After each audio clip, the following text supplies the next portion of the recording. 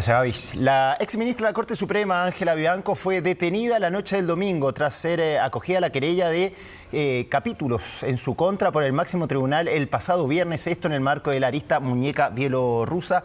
José Alejandro Aristimuño nos tiene los detalles de esta audiencia. Hola, José Alejandro.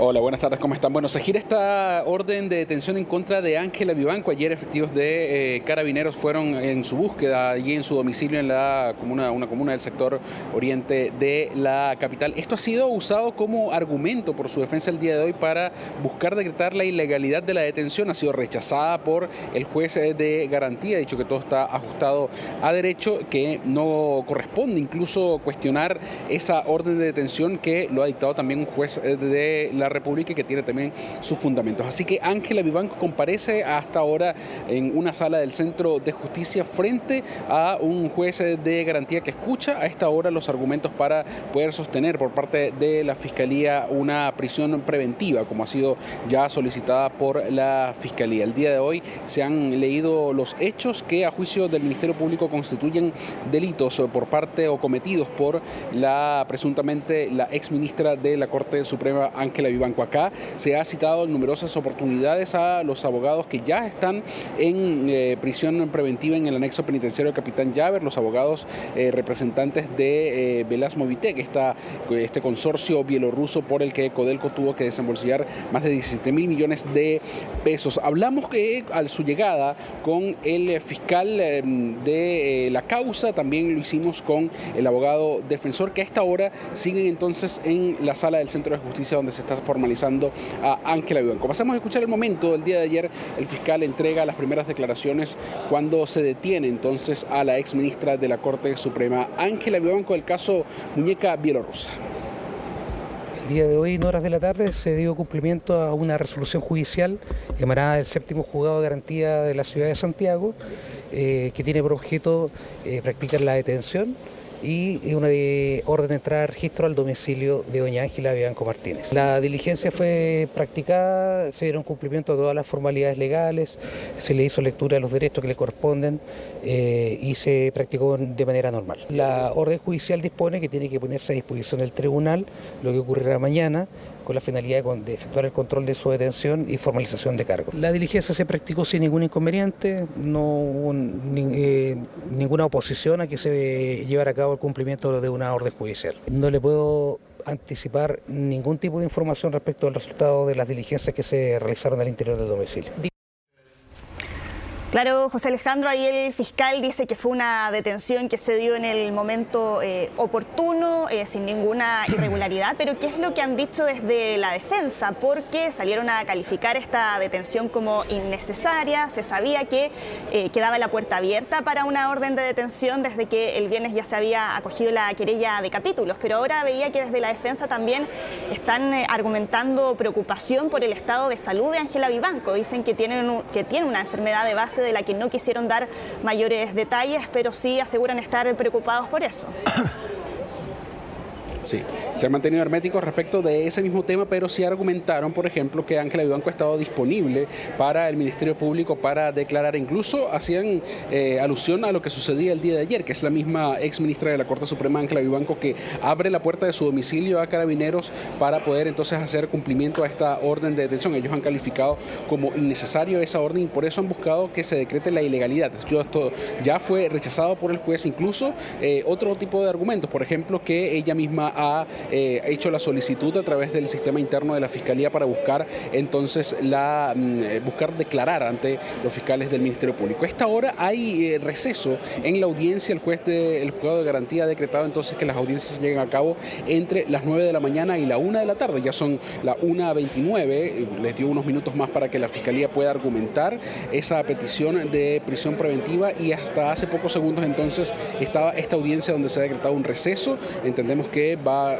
ser quizás la hora de almuerzo y posteriormente a las 2 de la tarde se va a retomar entonces esta audiencia, 2:30 de la tarde, para terminar entonces por el día de hoy a las 4 de la tarde y el día de mañana ya será el turno de los querellantes. Nosotros estimamos que esto se puede extender incluso hasta el día miércoles. Mientras tanto, Ángela Vivanco puede permanecer entonces en detención en tránsito, no en prisión preventiva, porque no se ha decretado entonces esa medida cautelar. Pasemos a escuchar lo que nos decía el abogado de Ángela Vivanco a su llegada al Centro de Justicia, las expectativas que tenía en este primer día de audiencia. ¿Cuáles fueron los argumentos para esta detención? ¿Se los entregaron a usted, abogado? Sí, estamos en conocimiento de ello, es lo que vamos a controvertir, pero por ahora prefiero no anticipar nada, solamente decirles que desde nuestra perspectiva como defensa era innecesario. Lilia, ¿cómo está con toda esta detención? ¿Cómo la han notado ustedes como abogados? Ella está afectada, muy afectada de salud y la verdad es que me preocupa eso fundamentalmente en este momento. Y bueno, y que ojalá se opere el derecho. La solicitud concreta, su señoría, es que la orden de detención, en definitiva, sobre la base de lo dispuesto en el artículo 159 del Código Procesal Penal y las normas siguientes o correlativas, es nula. ¿Y por qué es nula? Porque en definitiva hay una presunción de derecho del perjuicio. La presunción de derecho del perjuicio está dada por la afectación de garantías, que en definitiva ni siquiera le ha permitido tener la preparación adecuada de la defensa y de los argumentos que podrían esgrimirse en esta audiencia. Y por otro lado, porque no era necesario. La solicitud de orden de detención y en concreto es desproporcionada. Si una medida es desproporcionada, por lo tanto también es ilegal. Me atrevo a sostener incluso, su señoría, que es inconstitucional.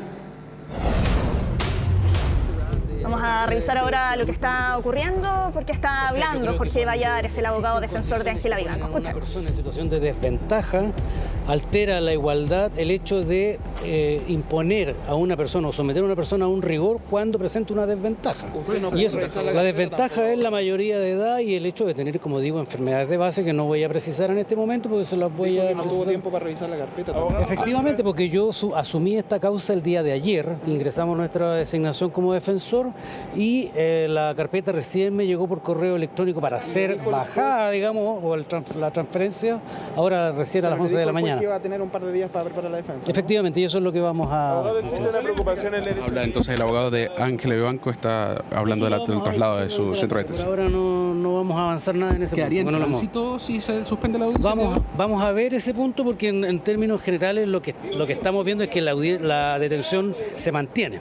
Y como la detención se mantiene, lo que tenemos que ver es cuáles son las condiciones en las cuales se verifica esa detención. Y eso es lo que les puedo decir por ahora. Muchas gracias. Ahí escuchábamos entonces el abogado de Ángela Vivanco, de la ex ministra de la Corte Suprema. Es solamente la suspensión por ahora de la audiencia, es un receso en que entra esta audiencia donde está siendo formalizada Ángela Vivanco, está virtiendo sus argumentos la Fiscalía, el Ministerio Público, y recordemos que esto, por ley, por cierto, tiene que tener su propio curso y su propio tiempo también los querellantes y también los distintos participantes de esta audiencia. Después de los querellantes entonces tendrá el turno la defensa, que hace pocos segundos atrás entonces teníamos las primeras declaraciones. Pasemos a escuchar lo que decía también el fiscal hace un rato atrás. Se ha iniciado una investigación en su contra por los siguientes hechos. Ya desde el año 2022, la imputada y su conviviente, el imputado Víctor Gonzalo Migueles Oteiza, mantenían una conocida y cercana amistad con los abogados imputados Mario Andrés Vargas Cosiña y Carlos Eduardo Lagos Herrera, hasta el 23 de julio de 2024, fecha en la cual el imputado Vargas, a propósito de la diligencia de incautación de equipos electrónicos verificada en causa diversa, ejerció la defensa material del imputado Migueles ante funcionarios de Carabineros de Chile frente al desarrollo de una diligencia judicialmente autorizada. Entre las diversas decisiones en las que intervino la imputada Vivanco con infracción a sus deberes del cargo durante la tramitación del recurso de protección ante la Corte Suprema, concurrió con su voto a resoluciones favorables a las pretensiones procesales y pecuniarias de CVM, que obligaron a Codelco a desembolsar sumas millonarias al consorcio. José Alejandro, si es que Ángela Vivanco finalmente quedara en prisión preventiva, luego, ¿a dónde va? ¿A la cárcel de mujeres en San Miguel, tal como ya ha ocurrido con Leonardo Villalobos, por ejemplo? Porque siempre aquí ha existido, también con Katy Barriga, porque siempre ha existido aquí el reparo, el reclamo de el hecho de que no exista una cárcel como Capitán Llave para mujeres. Así es.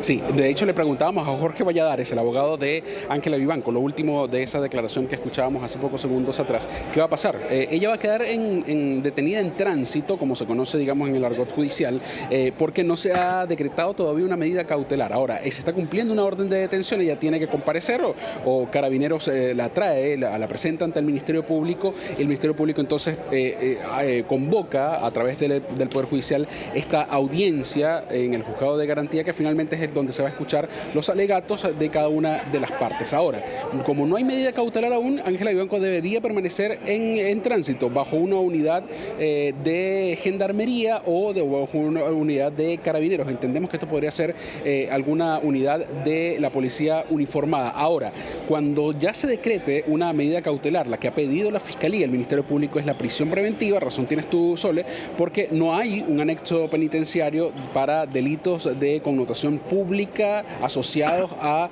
delitos de cuello y corbata, como se conoce. El anexo penitenciario Capitán Llaver solo tiene espacio para hombres, no para mujeres. Ya tenemos la experiencia, por ejemplo, de Leonarda Villalobos, del caso madre que tiene ahora a Ángela Vivanco aquí sentada, del caso Audio, y también de Katy Barriga, pero también hay otros casos de connotación pública donde ellas han tenido que permanecer privadas de libertad o con una medida cautelar en la cárcel de San Joaquín o en la cárcel de San Miguel. Eso se va a conocer al final, porque además esto prácticamente es el estilo de cada juez, donde finalmente prácticamente le dan el poder a Gendarmería que defina cuál es el centro penitenciario. Lo hemos escuchado también de otros jueces que decretan, por cierto, el centro penitenciario donde cumplen la medida cautelar los investigados. Ahora, esto lo vamos a conocer probablemente después que el juez decrete esa medida cautelar. Entendemos que eso podría ser la prisión preventiva, además entendiendo también que los distintos involucrados en estos casos, partiendo por ejemplo desde Leonarda Villalobos, Luis Hermosilla y por cierto los de la causa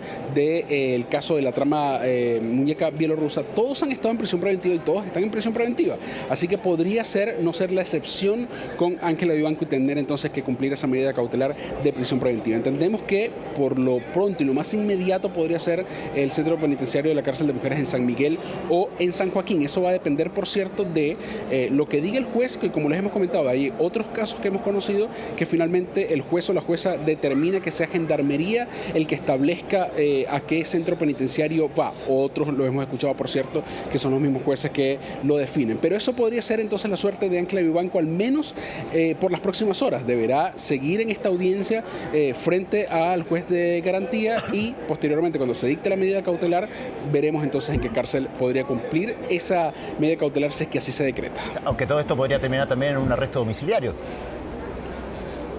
También, por cierto, porque son, digamos, las medidas cautelares. La prisión preventiva es la más gravosa del ordenamiento jurídico. Ahora, como les hemos comentado, en esta causa, la medida cautelar que ha regido a todos los involucrados ha sido la prisión preventiva. Claro, hablamos de hombres. Gonzalo Miguel, la pareja de Ángela Vivanco, está a tan solo metros de donde estamos haciendo este despacho acá en el Centro de Justicia, en el anexo penitenciario Capitán Llaver. Pero los dos abogados que están siendo investigados también están en prisión preventiva y están, por cierto, acá en el anexo penitenciario Capitán Llaver. ¿Cuál será el destino de cumplirse esa medida cautelar de prisión preventiva de Ángela Vivanco? Podría ser dos opciones. Por lo pronto, la cárcel de mujeres de San Joaquín y la cárcel de mujeres de San Miguel.